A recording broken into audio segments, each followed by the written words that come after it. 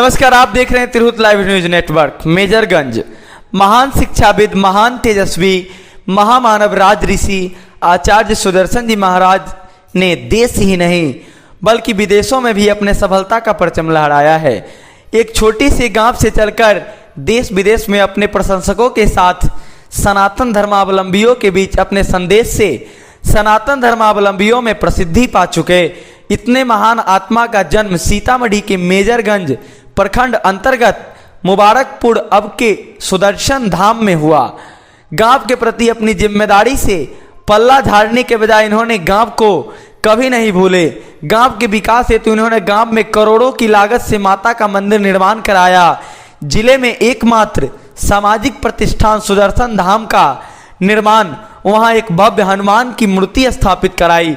Sudarshan Vidyapeeth, BEd college, medical college, DLEd college, dental college, bank, telephone exchange आदि का निर्माण कराया। लेकिन छठ पर्व के अवसर पर महाराज जी आज भी गांव को आना नहीं भूलते। कोरोना काल में भी गांव आना, छठ घाट पर घंटों बैठना, हमें छठ की महत्ता बताना। थोड़ा पैसा होने पे लोग गांव भूल जाते हैं। उन्होंने छठ की महत्ता पे प्रकाश डाला। उनसे हमने मुलाकात की। हमारे माइक में वो कोरोना की वजह से नहीं बोल पाए, लेकिन अपने साउंड सिस्टम से हमें छठ की महत्ता बताए। जय Sudarshan. Tirhut live news network संवाददाता सुरेंद्र सिंह के साथ Tirhut live news network Sitamarhi bureau chief Umesh Thakur की रिपोर्ट। आइए देखते हैं। दोस्तों, हम तिरहुत लाइव से बोल रहे हैं मेजरगंज से। आज हम आपको एक ऐसे शख्सियत से मिलाना चाहते हैं जो सीतामढ़ी की धरती पर जन्म लेकर एक बहुत छोटे से गांव में और अंतर्राष्ट्रीय स्तर पर अपना परचम लहरा रहे हैं, लेकिन आज भी गांव की खुशबू उनको गांव तक खींच के लाती है। छठ पर्व का महत्व क्या है, आज उनकी जुबानी आप सुनिए।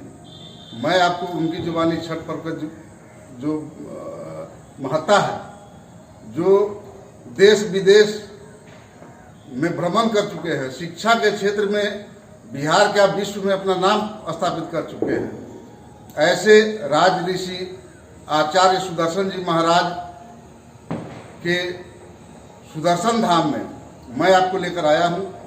छठ पर्व के अवसर पर मैं आपको उनके द्वारा कहे गए दो शब्द से अवगत कराता हूँ। छठ जैसे महान पर्व के सभी व्रतियों को और उनकी सेवा में लगे हुए समस्त लोगों को आज भगवान सूर्य की ओर से हम भगवान सूर्य से प्रार्थना करते हैं कि सभी व्रतियों को, उनके सहयोगियों को परमात्मा स्वस्थ और दीर्घायु बनावे। हमारी मंगल कामना है कि सूर्य षष्ठी की इस महान पर्व का आशीर्वाद प्रत्येक व्यक्ति को मिले। दरअसल यह प्रकृति का महान पर्व है, प्रकृति पूजा का पर्व है। आपने देखा होगा सभी देवी देवताओं की हम लोग पूजा करते हैं, वे प्रत्यक्षता यहाँ नहीं होते, अप्रत्यक्ष रूप में उनकी कल्पना करके हम लोग पूजा करते हैं। लेकिन यह जो छठ व्रत है, जिसे सूर्य षष्ठी कहते हैं, यह सूर्य की उपासना है। सूर्य माने प्रकृति। आपने देखा होगा स्वामी तुलसीदास जी ने लिखा, क्षिति जल पावक गगन समीरा पंच रचित यह अदम शरीरा। 5 तत्व से 5 एलिमेंट्स, पृथ्वी, जल, वायु, अग्नि और आकाश, यह 5 तत्व से हमारा शरीर बना है। यही एक पर्व है छठ, जिसमें हम 5 विभिन्न प्रकार के देवी देवताओं की पूजा करते हैं। पृथ्वी माता को प्रणाम करते हैं, जल में खड़ा होकर अर्घ देते हैं, घाट पर अग्नि में हवन करते हैं, वायु को प्रणाम करते हैं और आकाश से प्राण ऊर्जा ग्रहण करते हैं। इसलिए इस सूर्य षष्ठी को प्रकृति का पर्व माना जाता है। हम प्रकृति को पूजते हैं, प्रकृति को प्रणाम करते हैं, प्रकृति से आशीर्वाद लेते हैं। इसलिए आज हम अपनी ओर से समस्त मित्रों से अनुरोध करेंगे कि वे कल संध्या सूर्य को अर्घ जरूर दें। हाथ में कोई फल हो, दूध हो, कुछ लेकर सूर्य को प्रणाम करें, सूर्य से आशीर्वाद ग्रहण करें। बुध को और बृहस्पतिवार के सुबह प्रातः का लाल लाल सूर्य जब निकलता हो, जिसको अरुणोदय कहते हैं, लाल सूर्य को, उस अरुणोदय बेला में लोग, हमारी माताएं बहनें गंगा के जल में खड़ी होकर, पोखर में खड़ी होकर, नदी में खड़ा होकर, सभी लोग, और अभाव में छोटा कुंड बना लेता है लोग अपने घरों में, उसमें खड़ा होकर सूर्य को नमस्कार करती है महिलाएं, पुरुष भी करते हैं।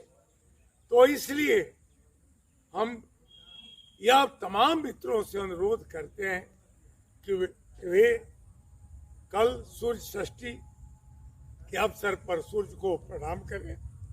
प्रातः काल संभव हो सके तो वह अरुणोदय लाल लाल सूर्य को देखकर अर्घ को अर्पित करें और भगवान सूर्य का आशीर्वाद प्राप्त करें, क्योंकि केवल सूर्य ही है जो आपको प्राण ऊर्जा देता है, आपको जीवित रखे हुआ है।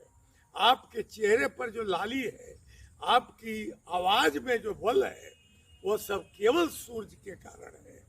तो सूर्य को हम लोग प्रणाम करें और सूर्य को एक दिन नहीं, हम तो कहेंगे कि प्रतिदिन सूर्य को अर्घ दें। हम लोगों के लिए प्रतिदिन, वर्ष का प्रत्येक दिन सूर्य षष्ठी हो, सूर्य की आराधना का पर्व हो। आज इस मांगलिक बेला में हम सभी लोगों को अपनी शुभकामना और सभी व्रतियों को मैं अपनी ओर से नमस्कार करता हूँ कि परमात्मा का आशीर्वाद उन्हें प्राप्त हो, उन्हें मनोवांछित फल प्राप्त हो।